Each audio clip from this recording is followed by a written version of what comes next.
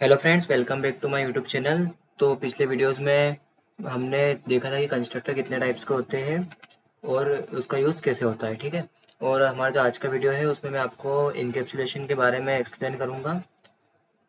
तो मैं सबसे पहले एक फाइल क्रिएट कर लेता हूँ जिसको मैं नाम दे दूंगा अपना इनकैप्सुलेशन। तो मैं एक काम करता हूँ, इसको इन कैप्सूल नाम दे देता हूँ। ठीक है। तो मैंने फाइल क्रिएट की, इसको विजुअल स्टूडियो कोड में ओपन किया। मैं बता दूं कि इनकैप्सुलेशन होता क्या है। तो जैसा कि मैंने आपको जब वो ओप्स का वीडियो बनाया था उसके अंदर मैंने एक्सप्लेन किया था कि to binding characteristics and behaviour together we use the concept of encapsulation. ठीक है। तो इसकी सिंपल से डेफिनेशन यही हुई कि इनकैप्सुलेशन जो होता है वो कैरेक्टरिस्टिक्स और जो हमारे फंक्शंस होते हैं उन्हें बाइंड मतलब बांध कर रखने का काम करता है। और जब भी हमें कैरेक्टरिस्टिक्स और बिहेवियर की बात आती है तो हमें क्लास क्रिएट करनी होती है। तो देखिए, मैं एक काम करता हूँ, एक सिंपल सी डेफिनेशन यहाँ पे लिख दो ताकि आपको रिफर करने में आसानी हो। ठीक है। तो आप इसकी सिंपल सी डेफिनेशन लिख लीजिएगा। Encapsulation is considered as binding characteristics, sorry, spelling mistake, characteristics and behavior together। ठीक है। तो ये डेफिनेशन मैंने आपको, जो मैंने उसके क्या क्या कंसेप्ट होते हैं और कितने पिलर होते हैं तो उसके बारे में मैंने आपको जब एक्सप्लेन किया था तो उसमें मैंने बहुत अच्छे से आपको एक्सप्लेन कर दिया था कि इनकैप्सुलेशन, इनहेरिटेंस, पॉलीमॉर्फिज्म ये सब क्या होता है। ठीक है। तो अब इसके आगे आप ऐसा भी लिख सकते हैं, टू, सॉरी, कैपिटल में चलता है, to achieve the concept, to achieve the concept of encapsulation we have to use और क्रिएट अ क्लास। ठीक है। तो इसका मतलब ये होता है कि जब भी हमको इनकैप्सुलेशन अचीव करना है, ठीक है, मेन से जब भी हमें कैरेक्टरिस्टिक्स और बिहेवियर क्रिएट करना है तो हमें एक क्लास की जरूरत पड़ेगी क्योंकि क्लास के बिना कैरेक्टरिस्टिक्स और फंक्शन नहीं क्रिएट कर सकते। ठीक है। तो आप उसे फंक्शन कहिए या फिर बिहेवियर कहिए, ठीक है, एक ही बात है। एक काम करता हूँ, आपको समझने में आसानी हो इसलिए मैं कैरेक्टरिस्टिक्स के आगे मैं लिख देता हूँ डेटा, जो कि मैंने आपको पिछले वीडियो में बहुत ही क्लियरली समझाया था, एक्सप्लेन किया था। फिर भी इसमें भी आप समझ लीजिए, और जिस किसी ने पुराने वीडियो नहीं देखे वो उसे देखकर और अच्छे से समझ सकता है। ठीक है। मैंने आप लोगों को उसमें अपने जावा की टूल चेन भी एक्सप्लेन की थी, अपने कोड में क्या क्या होता है पूरा एक्सप्लेन किया है। जिस किसी को कोड लिखने में प्रॉब्लम हो उस एक्सप्लेनेशन वाले वीडियो को देख लीजिए तो आपको आसानी से आप कोड लिख सकते हो। ठीक है। कोई सा भी कोड, कोई मतलब बस अपना लॉजिक क्लियर होना चाहिए, बाकी जो सिंटेक्स होते हैं वो तो हमें नेट से भी मिल जाते हैं, बाकी आप अच्छे से समझ समझ कर सकते हैं। ठीक है। तो हम इंपोर्ट कर रहे हैं Java dot lang dot star, हमने जावा की लाइब्रेरी को इंपोर्ट कर लिया है। ठीक है। फिर सबसे पहले हम हमारा मेन फंक्शन लिख लेते हैं, इन कैप्सूल, ये हमारे फाइल का नाम है, हम इन कैप्सूल का नाम देंगे। ठीक है। उसके अंदर आएगी पब्लिक स्टैटिक वॉइड मेन। जो भी न्यू है और सोच रहे होंगे कि ये पब्लिक स्टैटिक वॉइड मेन क्या है, ये ARG क्या है, तो मेरे पुराने वीडियो देख लीजिए तो आपको उसमें समझ में आ जाएगा कि ये ऐसा क्यों लिखते हैं। ठीक है। उसमें मैंने आपको पूरा एक्सप्लेन किया है। ये देखिए, हमने एक मेन फंक्शन क्रिएट कर लिया है। अब यहाँ से इनकैप्सुलेशन चालू होगा। ठीक है। तो इनकैप्सुलेशन में जैसा मैंने बताया था कि इसमें क्लास की जरूरत पड़ती है, तो पहले हमें एक यूजर डिफाइंड क्लास लिख लेते हैं।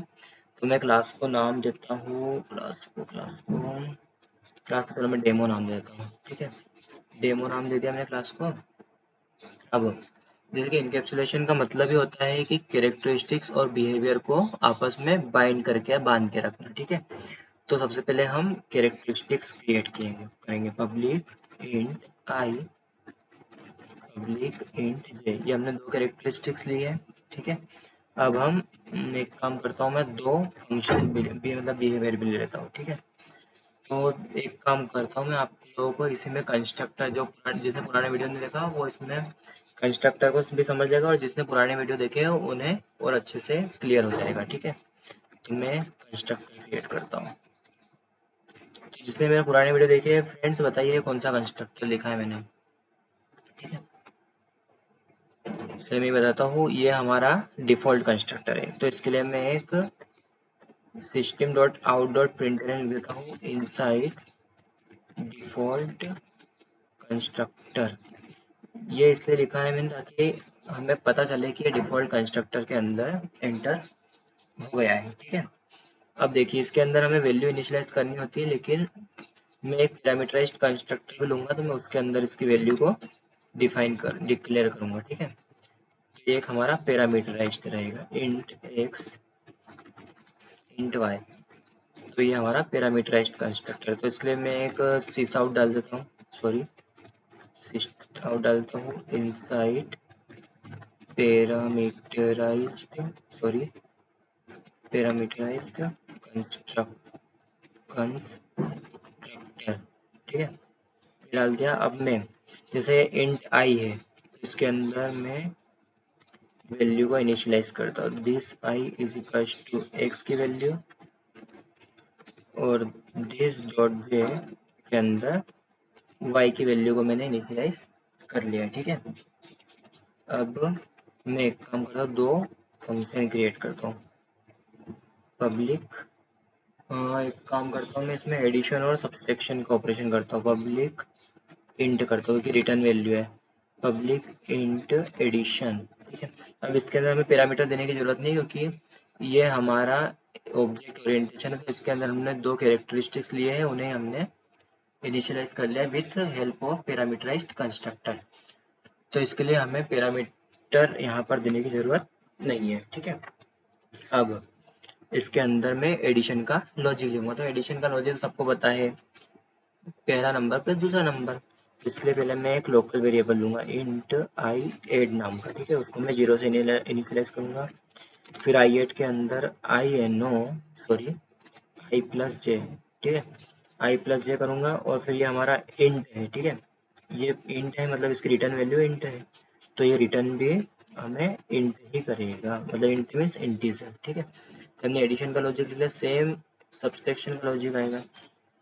इसको मैंने कॉपी, इसको क्या पेस्ट, यहाँ पे ले देता हूँ मैं सब्ट्रैक्शन। ठीक है, और यहाँ पे मैं एक काम करता हूँ, यहाँ पे लिख देता हूँ सब, यहाँ पे प्लस की जगह माइनस, यहाँ पे सब, यहाँ पर भी रिटर्न सब। ठीक है, तो फ्रेंड्स ये हो गए हमारे दो बिहेवियर क्रिएट। ठीक है, अब मैं एक काम करता हूँ, यहाँ पर चलो ऐसे तो लिखा ही है, यहाँ पे देखिए डिफ़ॉल्ट कंस्ट्रक्टर है और एक पैरामीटराइज्ड कंस्ट्रक्टर है, और यहाँ पर मैं लिख देता हूँ आपको समझने के लिए कि ये हमारे बिहेवियर्स है, ये बिहेवियर्स और ये हमारा लोकल वेरिएबल है।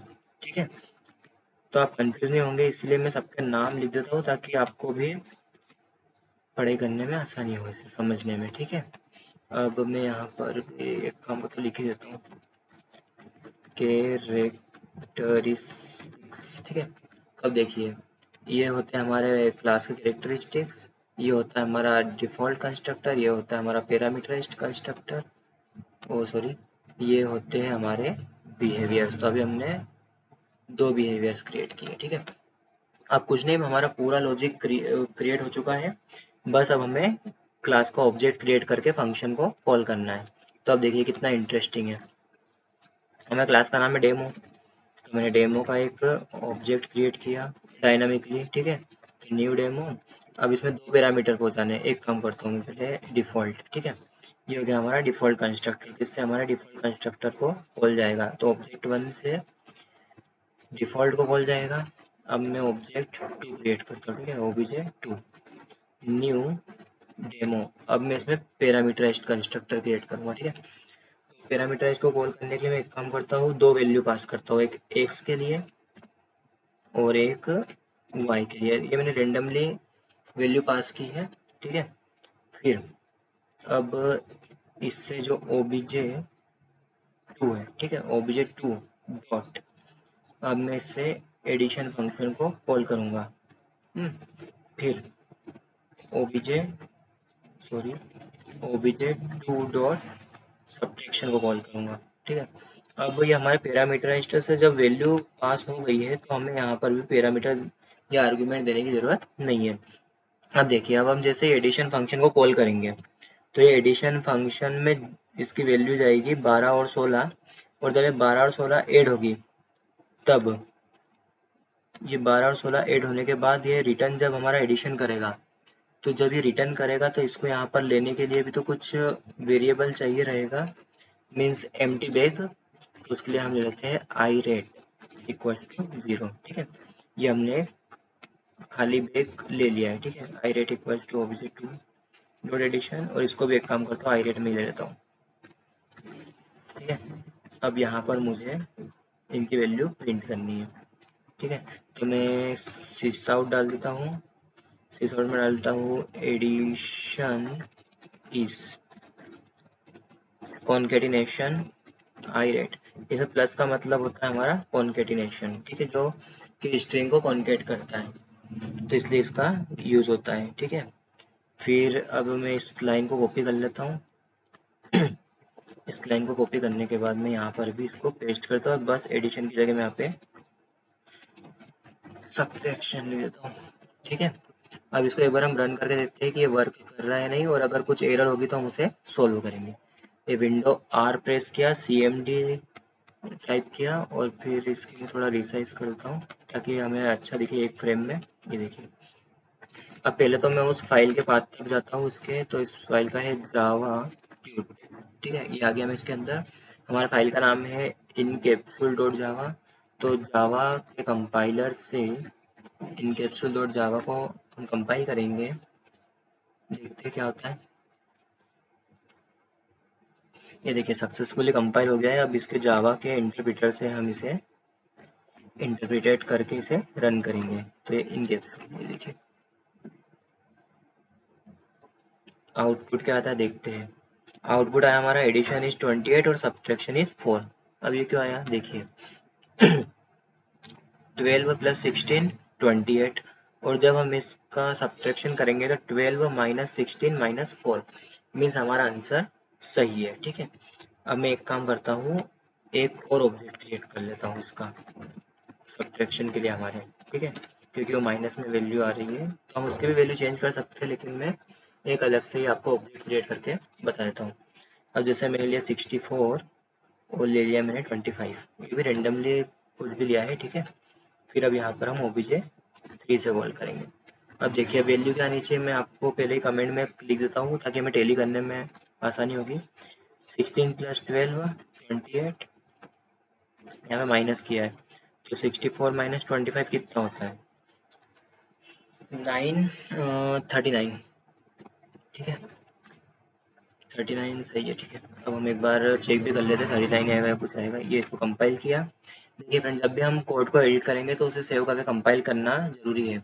अगर हम इसे सेव कर ले लेकिन यहाँ पर कंपाइल नहीं करें तो ये हमें ओल्ड आउटपुट ही शो करेगा, ठीक है। इसको हमने रन किया, ये देखिए friends, inside default constructor, inside parameterized constructor, inside parameterized constructor, addition is 28 और सब्ट्रैक्शन इज 39। ये हमारा इंटरेस्टिंग पॉइंट है, ये 28 और ये 39, देखिए 28 और ये 39, ठीक है। अब मैं आपको एक चीज़ और बताता हूँ कि देखिए इसमें क्या है, inside default, inside parameterized, inside parameterized. अब आप लोग बोलोगे कि डिफॉल्ट एक बार कॉल हुआ है लेकिन पैरामीटराइज्ड 2 बार कॉल हुआ है, ऐसा क्यों, ठीक है। तो देखिए ये इसकी वजह से हमारा कॉल होगा डिफॉल्ट, ठीक है। तो ये एक बार कॉल हुआ, अब इसमें देखिए 2 पैरामीटर पास हो रहे, तो इससे हमारा पैरामीटराइज्ड कॉल होगा, ठीक है। और सेम नीचे नीचे वाले में भी 2 पैरामीटर पास हो रहे, तो इसलिए पैरामीटराइज्ड कंस्ट्रक्टर होगा। तो इसलिए ये एक बार डिफॉल्ट और 2 बार पैरामीटराइज्ड को कॉल करेगा, ठीक है। अभी ओबीजे के नीचे का बता रहा है क्योंकि हमने इसका यूज़ नहीं किया है, ठीक है। तो इसका यूज़ वैसे भी करने से कोई मतलब नहीं है, फिर भी चलो ठीक है, मैं आपको बताता हूँ इसका यूज़ करके। वैसे इसका यूज़ करके कोई मतलब नहीं है, ओबीजे 1 डॉट एडिशन अगर हम ऐसा करते भी है, ठीक है, ओबीजे 1 डॉट एडिशन का कोई मतलब नहीं, क्योंकि अब इसके अंदर से हम वैल्यू तो पास कर नहीं पाएंगे। तो अब इसका मैं यूज़ आप लोगों को एक नए तरीके से बताता हूँ, ठीक है। तो इससे आप लोगों को डिफ़ॉल्ट कंस्ट्रक्टर क्या होता है वो भी आपको समझ में आ जाएगा। अब देखिए, अब जैसे कि हमने पैरामीटराइज्ड में तो जो यूज़र ने वहाँ से वैल्यू सेंड की थी वो हमने यहाँ पर कैच कर ली है, ठीक है। अब डिफ़ॉल्ट जो कंस्ट्रक्टर होता है उसके अंदर जो रहता है हम अपने हिसाब से वैल्यू उसमें डाल सकते हैं। तो इंट आई की वैल्यू मैंने 11 दे दी और इंट जे की वैल्यू मैंने यहाँ पर 21 दे दी। अब देखिए, अब मैं इसका यूज बताता हूँ आपको, SYSOUT सिस्टम आउट। अब मैं इसमें लिखता हूँ वैल्यू वैल्यू ऑफ आई, ठीक है, और प्लस obj1.i। अब हमको ऐसा कॉल करना पड़ेगा, ठीक है, क्योंकि जो हमारा जो डेमो का मतलब मीन्स डिफॉल्ट कंस्ट्रक्टर है उसमें से हम आई की वैल्यू को फेच करेंगे, ठीक है। तो अभी मैं आपको करके बताता हूँ। इसमें एरर आने की भी प्रोबेबिलिटी है, तो हम एक बार देख लेते हैं। जैसे हमने आई की वैल्यू को फेच किया, वैसे हमने जे की वैल्यू को फेच करके डिस्प्ले किया है।